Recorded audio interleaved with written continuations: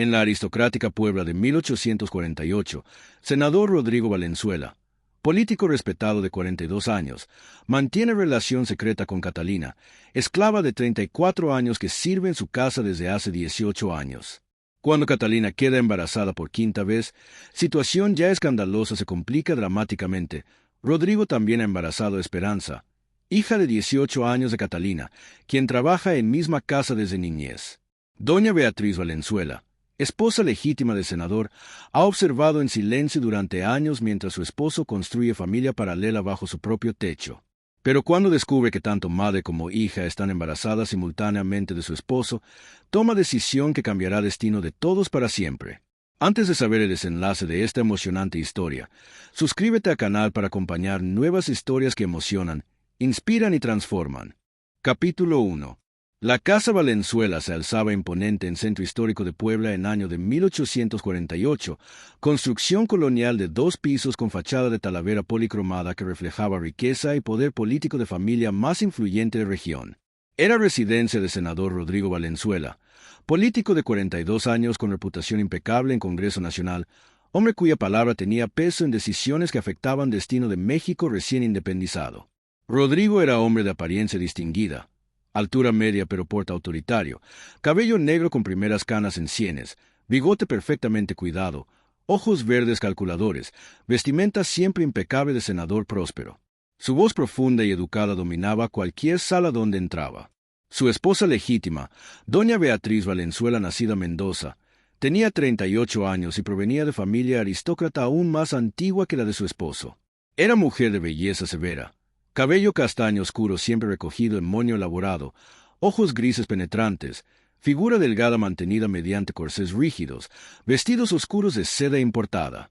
Hablaba poco, pero cuando lo hacía, palabras eran precisas como bisturí. Habían tenido 3 hijos: Diego, de 20 años, estudiando leyes en Ciudad de México; Isabel, de 18 años, recientemente comprometida con hijo de gobernador; y Alejandro, de 15 años, en colegio militar. Los 3 herederos legítimos del apellido Valenzuela, criados con privilegios de aristocracia mexicana. Pero en ala de servicio de misma casa, vivía realidad completamente diferente.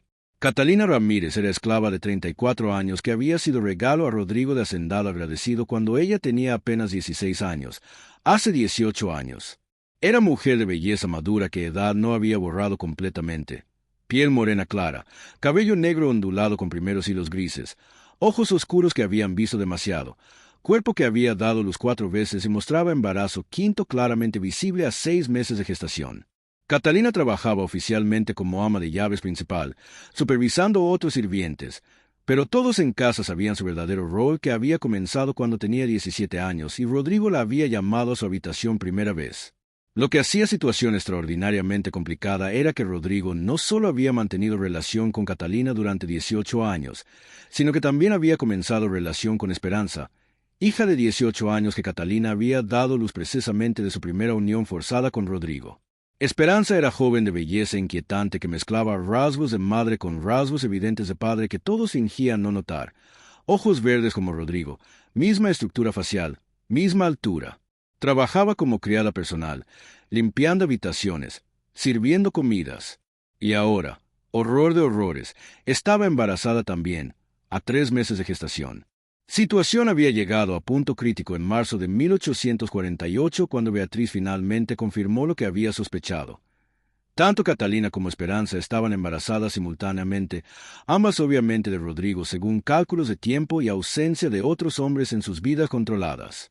Era tarde de sábado cuando Beatriz llamó a su cuñada, hermana Lucía, que había enviudado años atrás y vivía en convento cercano, para discutir situación en privacidad de sala de estar personal. Lucía, situación ha llegado al límite intolerable, dijo Beatriz con voz controlada pero tensa. No solo Rodrigo mantiene concubina bajo mi techo durante 18 años. No solo ha generado 4 hijos bastardos con ella. Ahora embarazado también a hija de su concubina, su propia hija biológica aunque legalmente sea solo esclava. Hermana Lucía, mujer de 45 años de rostro severo endurecido por años de vida religiosa, escuchaba con expresión de disgusto creciente. Eso es abominación ante Dios, Beatriz. Incesto aunque no sea reconocido legalmente. ¿Qué planeas hacer? He tolerado en silencio durante años por mantener apariencias, por proteger la reputación de mis hijos legítimos. Pero esto supera cualquier límite de decencia. No puedo permitir que nazcan estos dos niños bajo mi techo como recordatorios vivientes de depravación de Rodrigo. ¿Divorcio? Sería escandaloso pero justificado. Divorcio me dejaría sin recursos y mancharía el nombre de nuestros hijos para siempre. No. Tengo plan diferente. Las venderé. A ambas. Juntas. A comerciante de esclavos que conozco en Veracruz, quien las llevará lejos donde Rodrigo no pueda encontrarlas fácilmente. ¿Rodrigo lo permitirá? Claramente tiene apego a esas mujeres. Rodrigo está en Ciudad de México en sesiones de Congreso durante 3 semanas más. Para cuando regrese, habrán desaparecido. Diré que huyeron. No tiene documentos actualizados de propiedad que pudiera usar para rastrearlas eficientemente. Y públicamente no puede admitir que le importan sin destruir su reputación política. Era plan calculado fríamente. Pero Beatriz había subestimado varios factores cruciales. Primero, Catalina había desarrollado durante 18 años de servidumbre red de aliados entre otros sirvientes de casa. Segundo, Pedro, mayordomo de 50 años que había servido familia Valenzuela durante 30 años, tenía conciencia moral que no podía ignorar lo que veía como injusticia extrema. Y tercero, aunque Catalina era esclava, no era estúpida ni pasiva. Pedro escuchó conversación entre Beatriz y hermana Lucía desde el corredor donde supuestamente limpiaba pero realmente espiaba deliberadamente. Inmediatamente después de que hermana Lucía se fuera, Pedro buscó a Catalina en cocina. «Catalina, necesitas escuchar esto», dijo en voz baja pero urgente. «Doña Beatriz planea venderte junto con Esperanza a comerciante en Veracruz. Dice que será en próximos días mientras senador está ausente». Catalina, quien estaba preparando cena, dejó cuchillo caer sobre tabla de cortar. Rostro palideció visiblemente. ¿Venderme? ¿Después de 18 años? ¿Y a Esperanza también? Ambas, juntas. Dice que es por embarazos, que no tolerará que nazcan esos niños aquí. ¿A dónde nos llevaría? Veracruz está lejos. Podría vendernos a plantaciones, a barcos, a cualquier lugar. Exactamente. Por eso te lo digo. Tienes quizás 2 o 3 días para decidir qué hacer. Catalina pensó rápidamente a pesar de shock. 18 años de observar, escuchar, aprender secretos de familia Valenzuela no habían sido desperdiciados. Sabía cosas que Beatriz no querría que se supieran públicamente. Cosas sobre finanzas de Rodrigo, sobre origen real de fortuna familiar, sobre hermano de Beatriz que había huido a Estados Unidos después de crimen que familia había encubierto. «Pedro, necesito que hagas algo por mí», dijo Catalina con determinación, haciendo enojos que habían estado resignados demasiado tiempo. «Necesito que envíes mensaje urgente a Rodrigo en Ciudad de México. Puedes hacerlo mediante correo expreso que llega en 2 días. ¿Qué quieres que diga mensaje? Dile exactamente esto. Beatriz planea vender a Catalina y Esperanza antes de tu regreso. Si quieres evitarlo, regresa inmediatamente o envía documentos prohibiendo venta. Firma con tu nombre para que sepa que es serio. ¿Crees que le importará suficiente para actuar? Llevo 18 años en cama de ese hombre, Pedro. Lo conozco mejor que su propia esposa. Tiene ego enorme y sentido de posesión sobre lo que considera suyo. No permitirá que Beatriz decida unilateralmente disponer de su propiedad, especialmente cuando esa propiedad incluye a sus hijos no nacidos. Pedro asintió y esa noche envió mensaje urgente mediante correo expreso a Ciudad de México. Pero Catalina no puso todas esperanzas en Rodrigo. También tenía plan alternativo que había estado formando durante años de observación silenciosa. Capítulo 2. Los 2 días siguientes fueron de tensión casi insoportable en casa Valenzuela. Beatriz había contactado ya a comerciante de esclavos de Veracruz, hombre llamado Esteban Cortés, quien había confirmado que llegaría a Puebla en 4 días para recoger mercancía. Precio acordado era 2,000 pesos por ambas mujeres embarazadas, cantidad considerable que Beatriz planificaba depositar en cuenta bancaria personal secreta que Rodrigo no conocía. Catalina, mientras tanto, trabajaba en su propio plan paralelo con ayuda discreta de Pedro y 2 criadas jóvenes, Rosa y Carmen, quienes sentían simpatía por madre e hija atrapadas en situación imposible. «Esperanza, necesito que escuches muy cuidadosamente», dijo Catalina a su hija durante conversación privada en la habitación pequeña que compartían en ala de servicio. «Doña Beatriz planea vendernos a ambas dentro de días. Una vez que estemos en manos de comerciante de esclavos, no habrá forma de escapar o pedir ayuda. Esperanza, joven de 18 años que había heredado no solo belleza de madre, sino también inteligencia, procesó información rápidamente a pesar de embarazo temprano que la hacía sentir náuseas constantes. ¿Vendernos a dónde, mamá? ¿Qué será de nuestros bebés? No sé exactamente a dónde. Comerciante podría llevarnos a plantaciones de caña en Veracruz, vendernos a barcos, separarlos después de nacimiento. Nada bueno nos espera. Pero el senador no nos protegerá. Él es padre de mi bebé, y de tu bebé, y de todos tus otros hijos. Esperanza, necesitas entender algo duro. Para senador, somos propiedad conveniente. Nos usa cuando quiere. Pero defendernos públicamente destruiría su reputación política. No lo hará si puede evitarlo. Entonces, ¿qué hacemos? Catalina respiró profundo antes de revelar plan que había estado formando. He enviado mensaje urgente a Rodrigo en Ciudad de México mediante Pedro. Quizás llegue a tiempo y detenga venta por orgullo de propiedad, si no por afecto real. Pero también tengo plan alternativo. Durante 18 años he observado y escuchado todo en esta casa. Sé secretos de familia Valenzuela que no querrían ser públicos. Si me venden, esos secretos podrían llegar a personas incorrectas, personas que los usarían políticamente contra Rodrigo. ¿Chantaje? Supervivencia. He escrito carta detallada describiendo varios secretos financieros y personales de familia. Carta está escondida con persona confiable fuera de casa. Si desaparecemos, carta será entregada a periodista de oposición política a Rodrigo. Si permanecemos seguras, carta nunca verá luz. Era jugada arriesgada. Chantaje podría enfurecer tanto a Rodrigo como a Beatriz. Pero Catalina había calculado que era única forma de tener poder de negociación real desde posición de completa impotencia legal.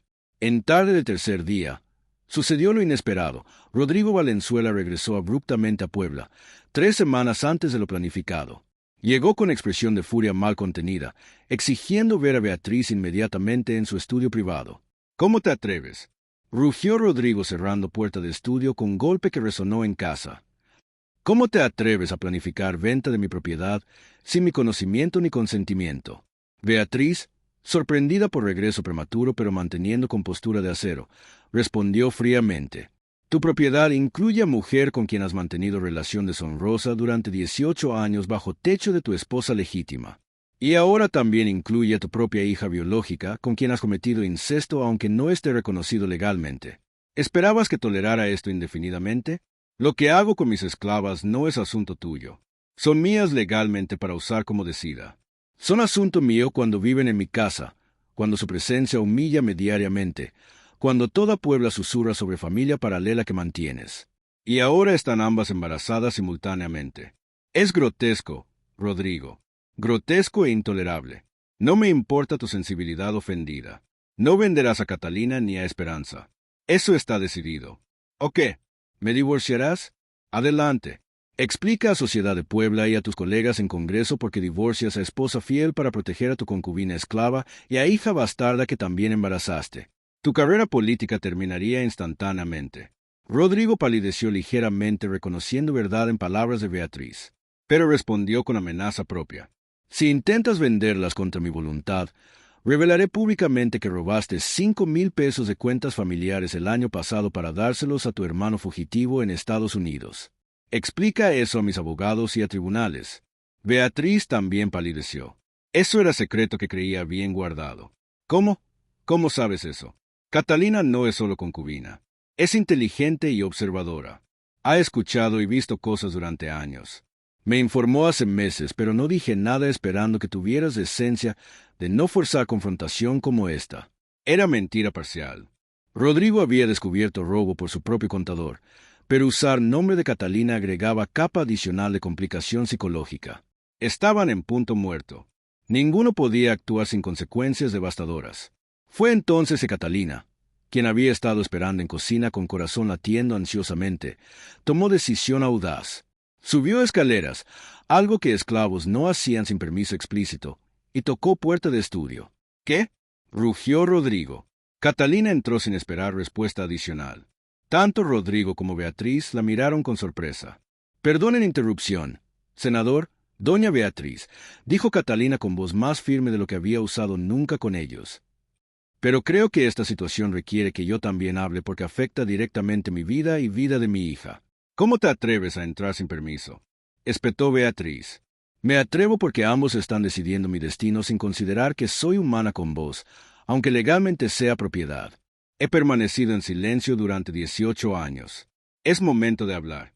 Rodrigo, curioso a pesar de furia, gesturó para que continuara. ¿Qué tienes que decir? Propongo solución que protege la reputación de ambos y nos da esperanza y a mi oportunidad de vida mejor. Capítulo 3.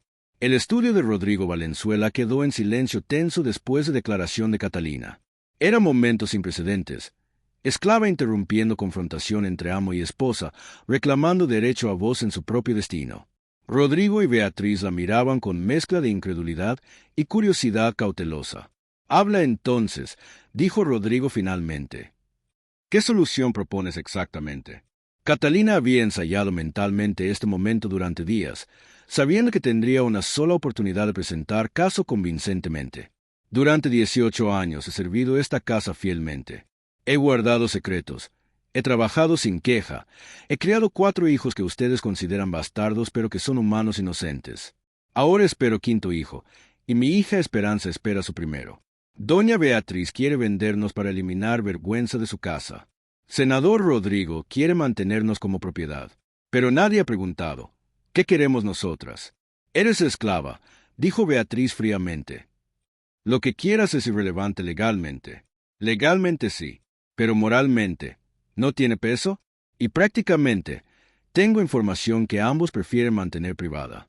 No amenazo con chantaje directo, pero ofrezco intercambio justo. Denos libertad legal a Esperanza y a mí, con documentos formales, y nos iremos de Puebla voluntariamente.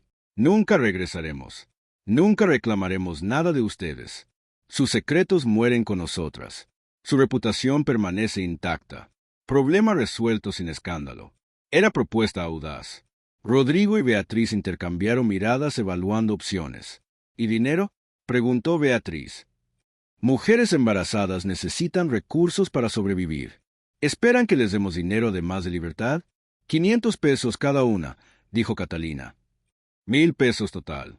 Es menos de lo que doña Beatriz recibiría vendiéndonos, pero sin riesgo de que secretos se filtren más adelante si comerciante de esclavos nos vende a alguien que nos trate mal y decidamos hablar.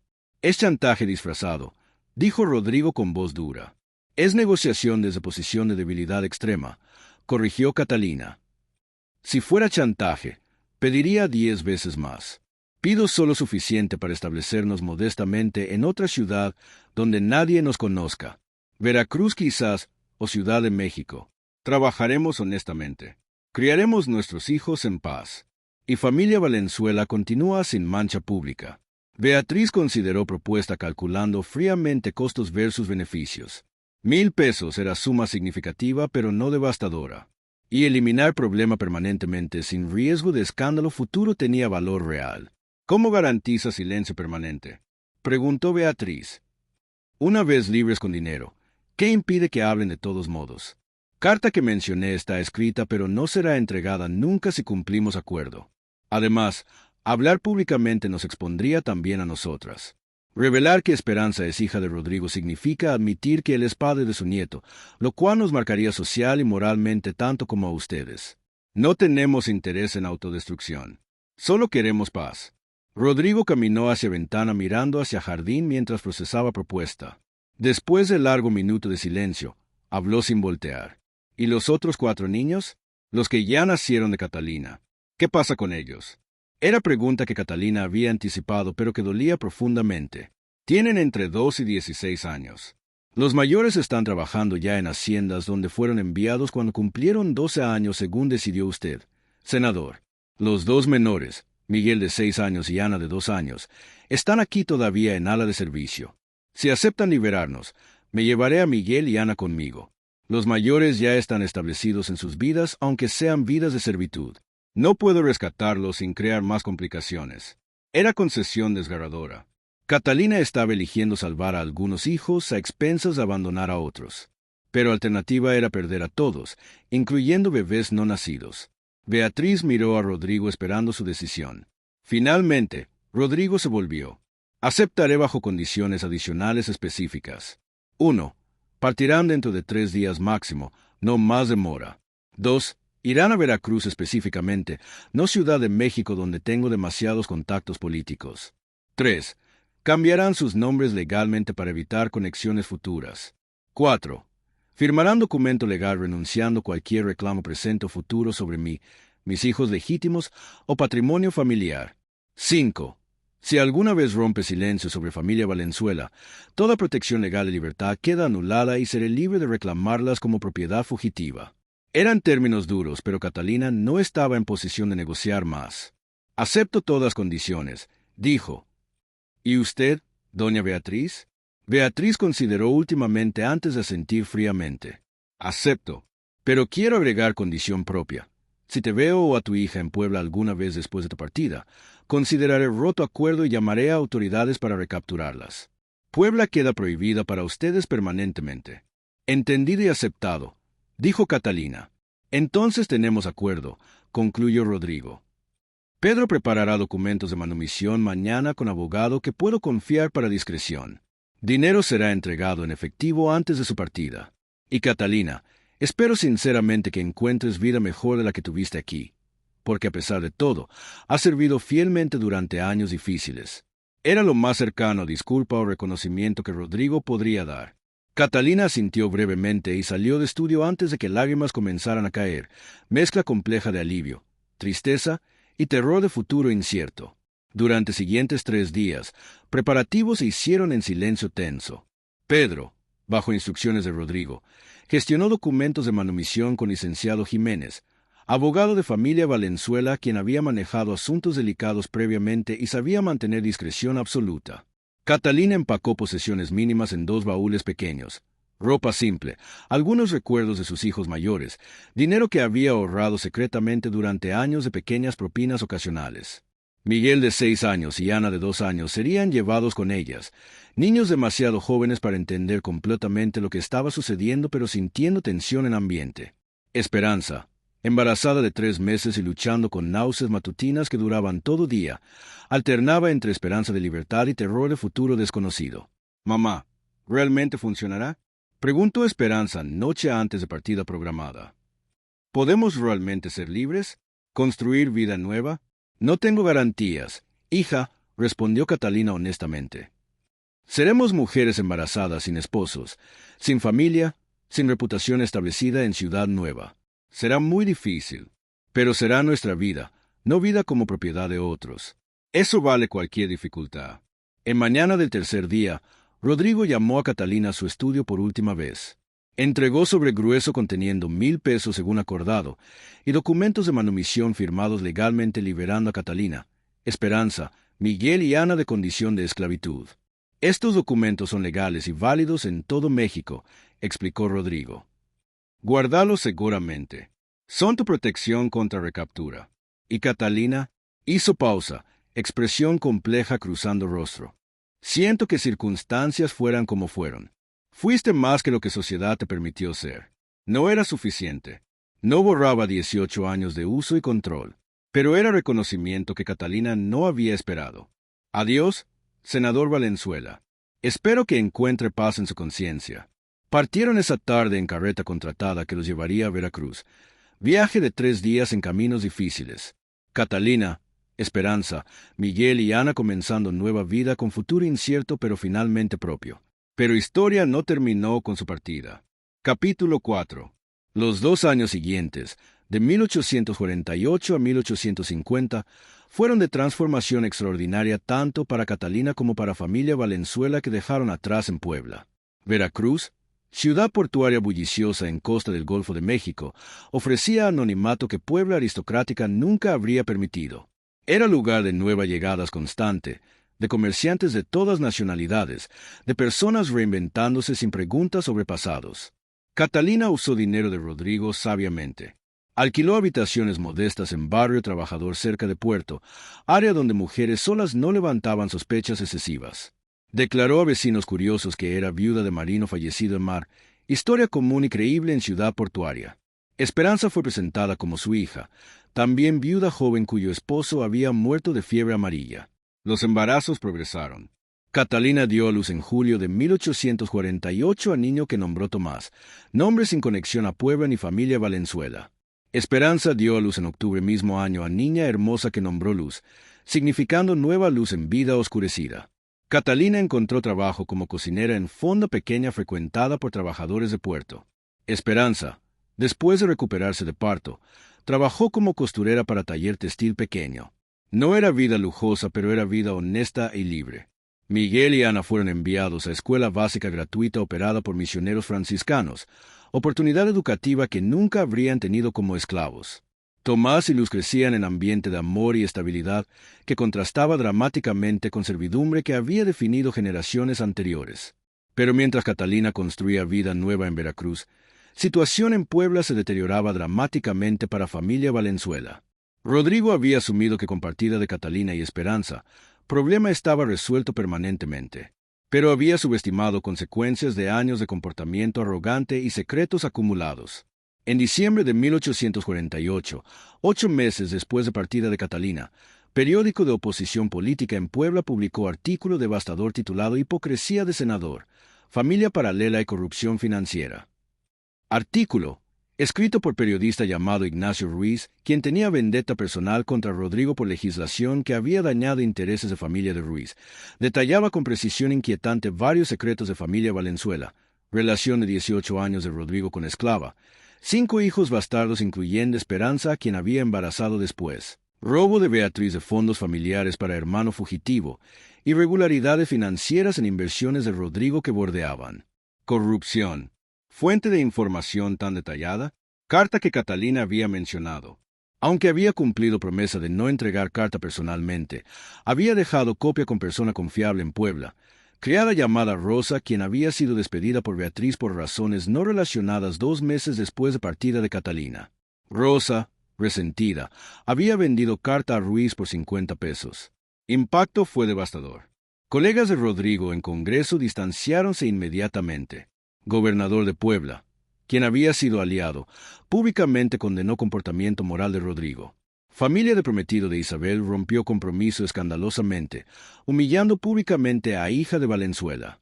Rodrigo intentó desmentir acusaciones, pero evidencia era demasiado específica, demasiado detallada. Intentó demandar a periódico por difamación, pero durante proceso legal, más secretos salieron a luz cuando abogados de Ruiz produjeron documentos adicionales corroborando artículo. En marzo de 1849, apenas año después de partida de Catalina, Rodrigo Valenzuela renunció a posición de senador bajo presión inmensa de partido político. Su reputación estaba destruida. Inversiones comerciales comenzaron a fallar cuando socios retiraron apoyo. Familia que había sido respetada durante generaciones era ahora objeto de chisme malicioso y exclusión social. Beatriz, quien había iniciado toda secuencia de eventos al intentar vender a Catalina y Esperanza, se encontraba en posición paradójica, técnicamente justificada en indignación pero socialmente castigada por estar asociada con escándalo. Intentó distanciarse públicamente de Rodrigo, pero Sociedad de Puebla no hacía distinciones sutiles. Apellido Valenzuela estaba manchado. Punto. Diego, hijo mayor estudiando leyes, tuvo que dejar universidad en Ciudad de México cuando rumores lo alcanzaron allí. Regresó a Puebla humillado, sus propias perspectivas de carrera legal seriamente dañadas por escándalo familiar. Isabel, después del rompimiento de compromiso, cayó en depresión severa. Alejandro, en colegio militar, enfrentó burlas constantes de compañeros que habían leído artículo. En medio de este desastre, Rodrigo comenzó a beber excesivamente, hábito que no había tenido anteriormente. En noche de borrachera en abril de 1849, confesó a Beatriz algo que había guardado secretamente. Todo esto es mi culpa. Usé a Catalina durante años sin pensar en ella como humana. Usé a Esperanza, mi propia hija, por puro egoísmo. Y ahora todo se derrumba como castigo divino merecido. No busques mi compasión ahora, respondió Beatriz fríamente. Advertí consecuencias durante años. Las ignoraste. ¿Pero no sientes culpa tú? Intentaste venderlas como ganado. Eso precipitó todo. Yo reaccioné a tu comportamiento. Tú creaste situación original. Estaban en punto donde culpa mutua no resolvía nada, solo profundizaba amargura. Mientras tanto, en Veracruz, Catalina escuchó rumores de escándalo en Puebla mediante viajeros que llegaban a puerto. Sintió mezcla compleja de satisfacción por justicia poética y tristeza por destrucción incluso de inocentes como hijos legítimos de Rodrigo. Escribió carta, única comunicación que tendría con familia Valenzuela después de partida, dirigida a Beatriz. Doña Beatriz, he escuchado sobre el escándalo que destruyó familia Valenzuela. No me alegra su sufrimiento, aunque su esposo causó mucho sufrimiento a mí y otros durante años. Deseo aclarar, cumplí mi promesa de no entregar carta personalmente, pero dejé copia con criada a quien actuó por cuenta propia después de que usted la despidió. No puedo controlar acciones de otros que también fueron dañados por familia Valenzuela. Espero que encuentren paz eventualmente. Yo he encontrado algo de paz aquí en Vida Nueva. Mis hijos están sanos. Esperanza y yo trabajamos honestamente. Es vida simple pero digna. No busco venganza ni satisfacción en su caída. Solo quería libertad. La obtuve, aunque costo fue alto para todos. Que Dios les dé fortaleza. Catalina. Beatriz recibió carta y la quemó sin mostrarla a Rodrigo, pero palabras permanecieron en su mente.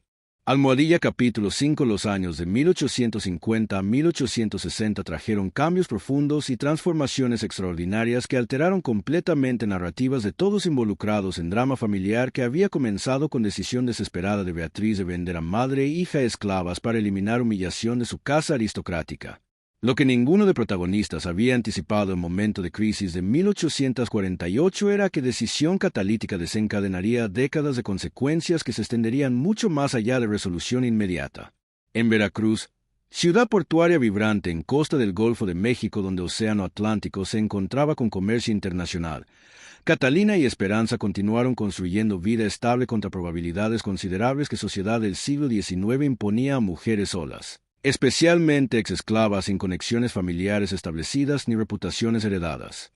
Cada día era pequeña victoria de supervivencia transformada gradualmente en prosperidad modesta mediante trabajo incansable, inteligencia práctica y determinación férrea de nunca regresar a condición de propiedad. En Veracruz, Catalina prosperó más allá de expectativas más optimistas que había tenido durante años de esclavitud cuando soñar con libertad parecía fantasía imposible. Fonda El Buen Sabor, donde trabajaba como cocinera principal, ganó reputación extendida por comida excepcional que viajeros describían como auténtica cocina poblana preparada con amor maternal, atribuida directamente a talento culinario extraordinario de Catalina que había perfeccionado durante 18 años preparando comidas para familia Valenzuela. En 1851, apenas 3 años después de llegar a Veracruz como mujer embarazada huyendo de pasado traumático, dueño de Fonda, hombre honesto y trabajador llamado Julián Mora de 50 años, quien había enviudado recientemente después de matrimonio largo y feliz, ofreció a Catalina sociedad formal en negocio. No era propuesta romántica, aunque desarrollarían amistad profunda con años, sino reconocimiento práctico y pragmático de contribución esencial de ella a éxito creciente de establecimiento. Catalina, necesito ser honesto contigo sobre algo que he estado considerando durante meses, dijo Julián una tarde después de cerrar Fonda. Sin tu cocina, este lugar habría cerrado hace año. Clientes vienen específicamente por tus platillos. Has transformado Fonda simple en destino culinario. Mereces ser socia con participación igual, no solo empleada asalariada. 50% de ganancias, 50% de decisiones operativas, tu nombre en documentos legales como copropietaria. Era oferta extraordinaria para cualquier mujer en México de 1851, donde leyes favorecían abrumadoramente a hombres en asuntos comerciales y financieros, especialmente extraordinaria para exesclavas sin educación formal ni conexiones sociales. Catalina aceptó con gratitud profunda que Julián nunca sabría completamente la profundidad de por qué significaba tanto para mujer que había sido considerada propiedad comprable y vendible apenas 3 años antes. Julián, acepto tu oferta generosa con una condición, respondió Catalina con voz firme. Quiero que contrato especifique que si algo me pasa, mi parte de negocio pasa a mis hijos, particularmente a Esperanza y Miguel, asegurando su futuro económico. Por supuesto, redactaremos contrato exactamente así. Sociedad prosperó notablemente. Para 1853, habían expandido fondo original, agregando 6 mesas adicionales, contratando 2 cocineras asistentes que Catalina entrenaba personalmente y estableciendo reputación como uno de mejores lugares para comer en Veracruz. Catalina, mujer que había pasado vida adulta entera sirviendo comida a familia que la poseía, ahora poseía negocio exitoso sirviendo comida a clientes que la respetaban. Esperanza también encontró camino propio hacia independencia económica y respeto social. Su habilidad excepcional como costurera, talento heredado parcialmente de madre pero desarrollado mediante práctica obsesiva durante años, llevó a que abriera taller pequeño propio en 1852 con préstamo modesto de Catalina y Julián. Modas Esperanza comenzó humildemente con Esperanza como única costurera trabajando desde habitación alquilada, pero calidad de trabajo atrajo clientela creciente. Para 1854, Esperanza empleaba a 3 mujeres jóvenes en taller expandido, creando vestidos para clase media emergente de Veracruz, mujeres que querían elegancia pero no podían pagar precios de modistas aristocráticas. Esperanza encontró nicho perfecto, ropa bien hecha, diseños modernos inspirados en revistas de moda europeas que llegaban a puerto, precios razonables, y trato respetuoso que muchas clientas no recibían en establecimientos más pretenciosos. Luz, hija de Esperanza, crecía como niña brillante y curiosa de 6 años en 1854 sin conocimiento alguno de circunstancias extraordinariamente complicadas de su concepción. Para Luz, Esperanza era simplemente mamá amorosa que trabajaba duro cosiendo vestidos hermosos, y Catalina era abuela cariñosa que cocinaba comidas deliciosas y contaba historias fascinantes antes de dormir. Era infancia protegida deliberadamente de verdades dolorosas que serían reveladas solo cuando Luz fuera suficientemente mayor para procesarlas. Miguel, hijo de Catalina nacido en últimos meses de esclavitud, ahora de 12 años en 1854, mostraba aptitud académica absolutamente notable que maestros franciscanos en escuela gratuita reconocieron con entusiasmo creciente. Hermano Francisco Medina, maestro principal de 40 años dedicado a educación de niños pobres, había identificado a Miguel como estudiante excepcionalmente talentoso con potencial para educación avanzada raramente accesible a niños de clase trabajadora. Señora Catalina, necesito hablar con usted sobre el futuro educativo de Miguel, dijo hermano Francisco durante reunión solicitada formalmente. Su hijo tiene mente extraordinaria. Domina matemáticas 2 años por encima de su nivel. Lee latín básico que he estado enseñando. Hace preguntas que demuestran pensamiento crítico avanzado. Sería crimen educativo no proporcionarle oportunidades más allá de lo que nuestra escuela básica puede ofrecer. ¿Qué sugiere, hermano Francisco?, preguntó Catalina con mezcla de orgullo maternal y preocupación práctica sobre costos. Conozco director de colegio preparatorio en Veracruz que ocasionalmente ofrece becas completas a estudiantes excepcionales de familias sin recursos. He recomendado a Miguel. Si acepta y pasa examen de entrada, podría recibir educación que lo prepararía eventualmente para universidad, quizás incluso estudios de medicina o derecho. Era oportunidad que Catalina nunca había imaginado posible para hijo nacido en circunstancias de esclavitud. Miguel recibió beca completa en 1855, después de pasar examen de entrada con calificaciones impresionantes. Comenzó estudios preparatorios con dedicación feroz, consciente del privilegio extraordinario que se le había dado.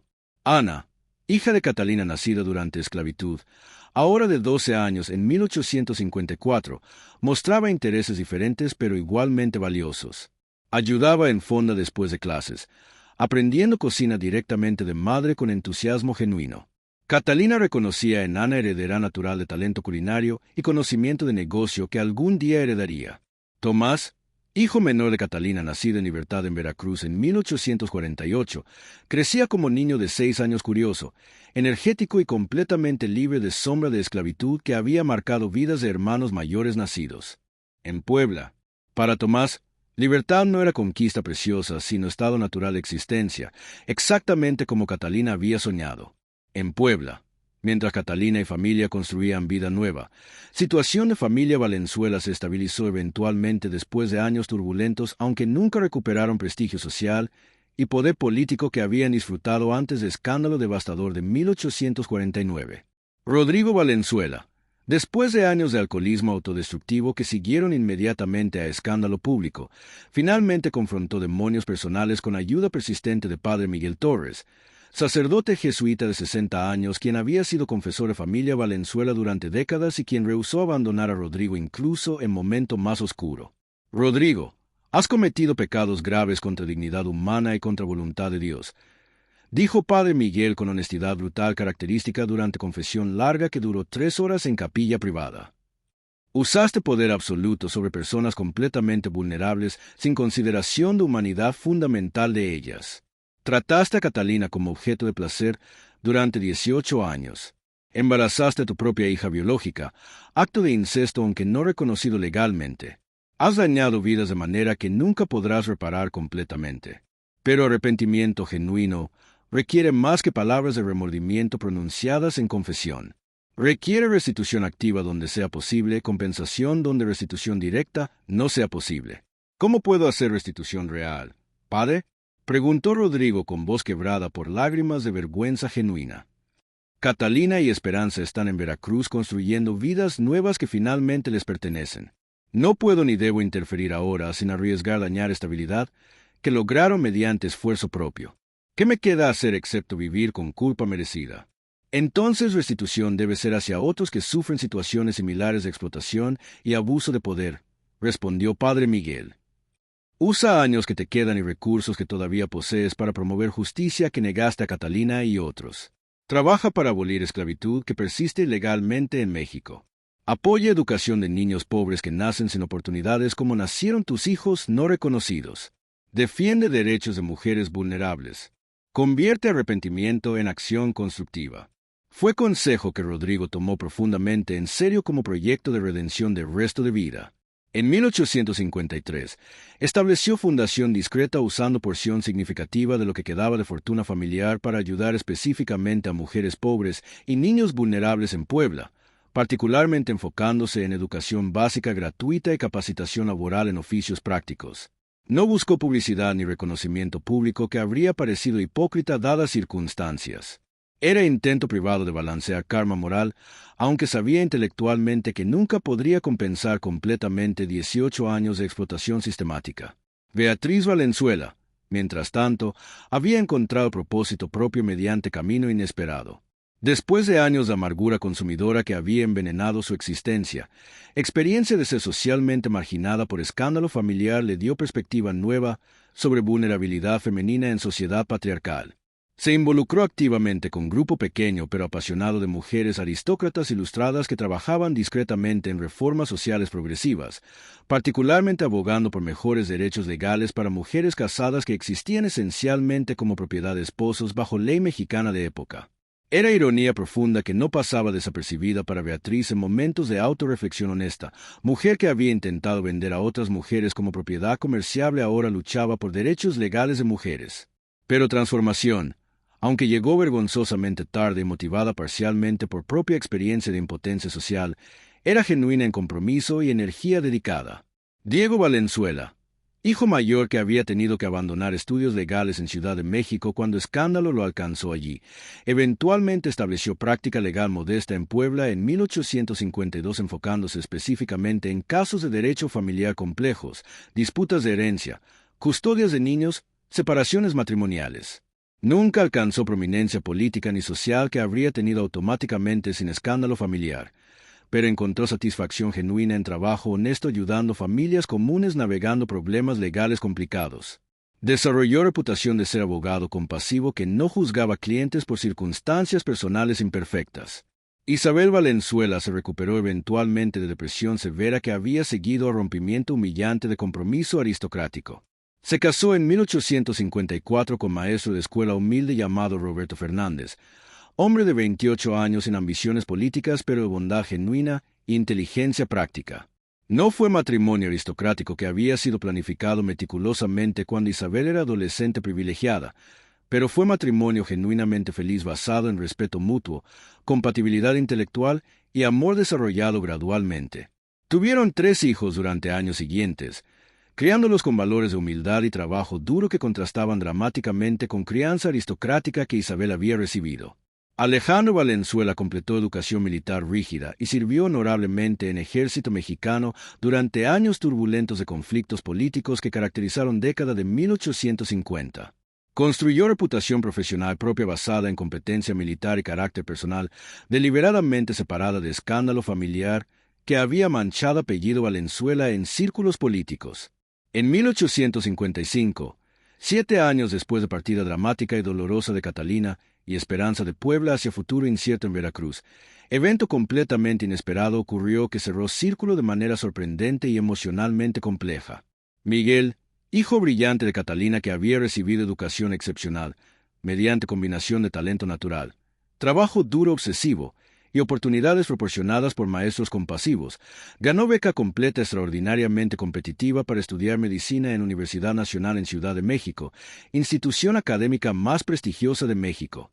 Era logro absolutamente extraordinario que familia en Veracruz celebró con alegría inmensa mezclada, con orgullo casi abrumador. Catalina lloró lágrimas de felicidad pura cuando Miguel compartió noticia, pensando en camino imposiblemente largo desde habitación de esclava donde había dado a luz a este hijo hasta momento presente donde ese mismo hijo partiría a estudiar medicina en universidad de élite. «Mamá, esto es por ti», dijo Miguel abrazando a Catalina. «Todo lo que soy, todo lo que lograré, es porque tuviste valentía de liberarnos incluso cuando futuro era completamente incierto».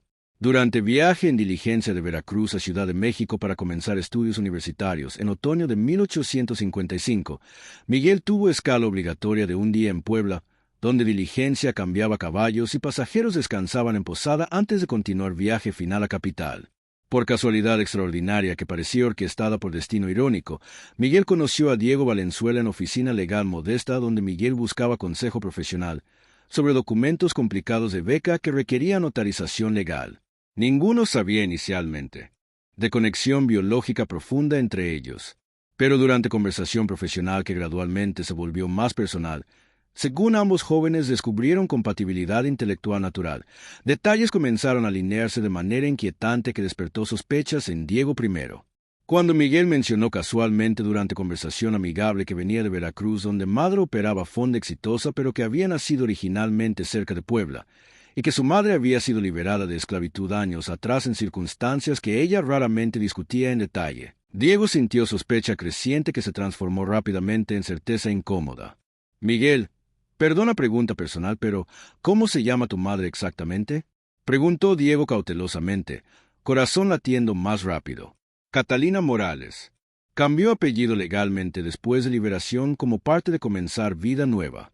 Pero su apellido original antes de casarse, bueno, antes de ser esclavizada siendo adolescente, era Ramírez». Diego palideció visiblemente. Catalina Ramírez, mujer que había sido esclava de su padre durante 18 años completos. Mujer cuya partida forzada había precipitado escándalo que destruyó familia. Lo cual significaba inevitable e innegablemente que Miguel, joven brillante y articulado sentado frente a él discutiendo documentos legales, era su medio hermano por sangre aunque no por ley ni reconocimiento social. «Miguel, hay algo importante que necesitas saber sobre tu historia familiar y sobre mi familia», comenzó Diego después de silencio largo procesando revelación. «Información que probablemente cambiará cómo entiendes tu pasado y posiblemente cómo me ves a mí». Conversación que siguió durante horas en oficina cerrada con privacidad asegurada fue larga, emocionalmente agotadora, dolorosa en múltiples niveles, pero también inesperadamente transformadora para ambos jóvenes.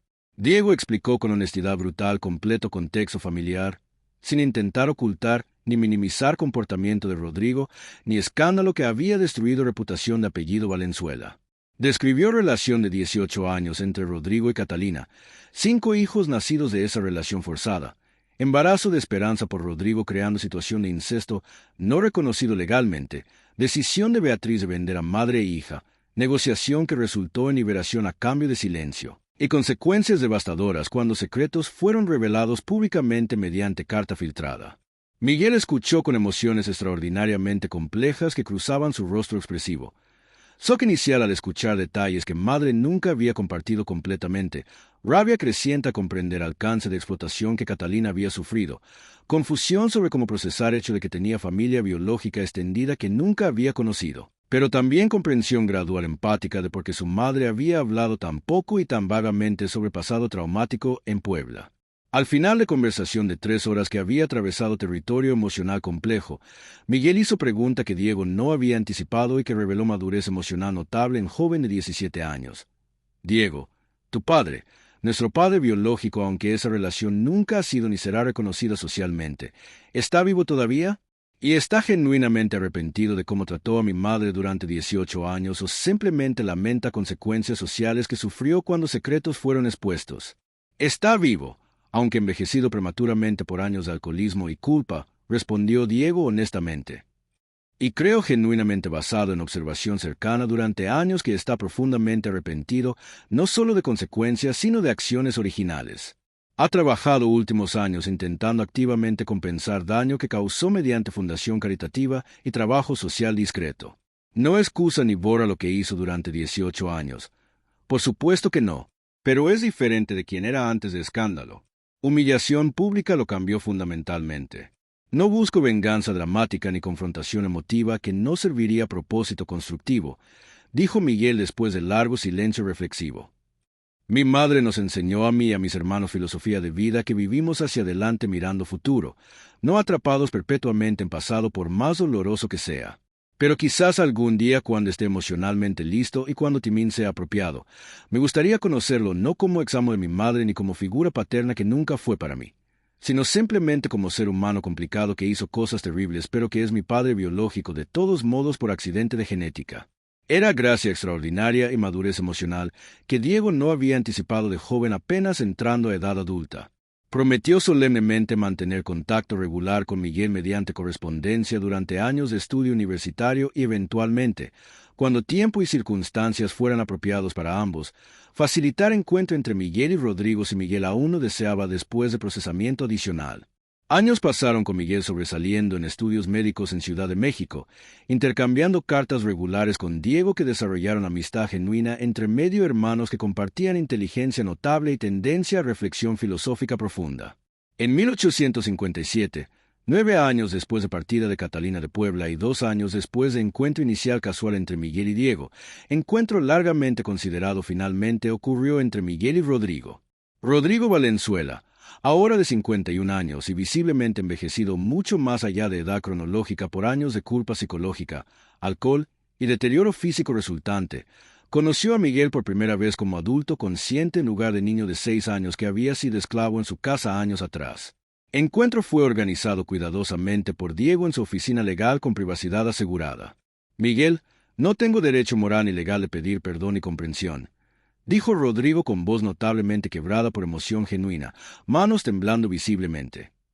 Usé a tu madre Catalina durante 18 años completos como propiedad para placer personal, sin consideración alguna de humanidad de ella ni de consecuencias para hijos nacidos de esa explotación sistemática. Usé mi poder económico y social de maneras imperdonables moral y éticamente, aunque fueran técnicamente legales bajo leyes esclavistas corruptas de época. Tú y tus hermanos sufrieron directamente por mi egoísmo y falta de carácter moral. Solo puedo decir desde profundidad de alma arrepentida que lo siento más profundamente de lo que palabras pueden expresar adecuadamente y que estoy genuinamente orgulloso del hombre extraordinario que te has convertido a pesar de todo, no por nada que yo haya contribuido, sino por fuerza de tu madre y tu propio carácter. Señor Valenzuela, no vine aquí buscando disculpa dramática ni reconciliación familiar emotiva como escena de novela romántica, respondió Miguel con madurez que impresionó a todos presentes.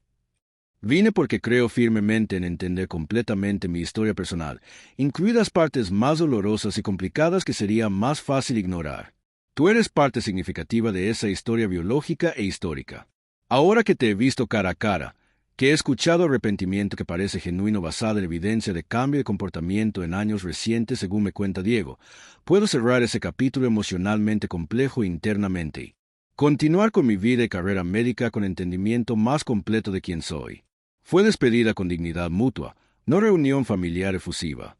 Pero fue despedida que sanó algo profundo en ambos hombres. En Rodrigo, confirmación de que hijo que había tratado como propiedad había crecido para ser hombre de mayor carácter que él mismo. En Miguel, cierre de pregunta no formulada sobre padre biológico que había sido fantasma en narrativa familiar. Catalina en Veracruz. Cuando supo de encuentro entre Miguel y Rodrigo mediante carta detallada que Miguel envió explicando experiencia, sintió emociones extraordinariamente complicadas que procesó durante semanas. Parte maternal protectora de ella quería haber protegido a hijo de dolor potencial de conocer verdad completa sobre circunstancias de concepción y años de esclavitud que definieron infancia temprana. Pero parte más sabia y madura reconocía que Miguel como adulto emergente necesitaba enfrentar historia familiar compleja en sus propios términos, no términos dictados por trauma no resuelto de ella. Mamá, ¿estás genuinamente bien con mi decisión de conocer a Rodrigo Valenzuela? Preguntó Esperanza a su madre durante conversación larga sobre revelaciones recientes. Sé cuánto sufriste bajo su control durante años. Estoy bien con decisión de Miguel porque Miguel es hombre libre tomando decisiones libres basadas en su propio juicio moral y emocional, respondió Catalina con voz firme. Eso es precisamente lo que siempre quise para todos mis hijos desde el momento que escapamos de Puebla. Libertad genuina de elegir sus propios caminos en vida sin cargar cadenas físicas ni psicológicas que yo llevé durante 18 años. Si Miguel necesitaba ese encuentro para su propio proceso de entendimiento personal, entonces fue decisión correcta para él independientemente de mis sentimientos complejos. En 1860, Catalina tenía 46 años y había vivido 12 años en libertad después de 18 años en esclavitud. Esperanza tenía 30 años con hija de 12 años y negocio próspero de costura. Ambas habían construido vidas respetables y económicamente estables en Veracruz que habrían parecido imposiblemente optimistas en 1848 cuando huyeron de Puebla con futuro completamente incierto. Sus hijos prosperaban de maneras que validaban completamente sacrificios que habían hecho. Miguel estaba completando estudios médicos con honores en una universidad prestigiosa y comenzaría práctica médica sirviendo a comunidades pobres. Ana había tomado posición de gerente en fonda que Catalina coposeía, demostrando talento administrativo además de culinario. Tomás estudiaba ingeniería en colegio técnico con beca completa.